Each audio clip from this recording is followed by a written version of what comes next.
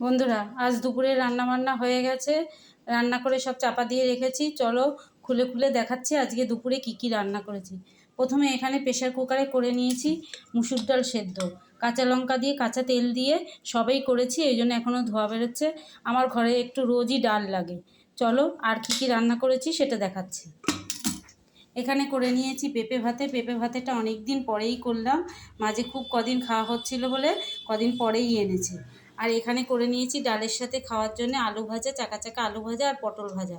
আর ওদিকে কি করেছি চলো দেখাচ্ছি। এদিকে করে নিয়েছি গরম গরম ভাত, আর এর মধ্যে করে নিয়েছি, কি সুন্দর হয়েছে দেখো বন্ধুরা, চিংড়ি মাছ দিয়ে আলু দিয়ে পেঁয়াজ দিয়ে তরকারি করেছি। খুব সুন্দর দেখতে হয়েছে, কি সুন্দর লাল লাল দেখতে হয়েছে। এই হচ্ছে আমি রান্না করেছি। আমার রান্নাবান্নাগুলো কেমন লাগে অবশ্যই তোমরা কমেন্টে জানিও। ভালো লেগে থাকলে লাইক শেয়ার ফলো করে দিও, আর ইউটিউব থেকে দেখে থাকলে অবশ্যই একটা সাবস্ক্রাইব করো। আর আজকে রান্নাটা কেমন হয়েছে জানিও কিন্তু।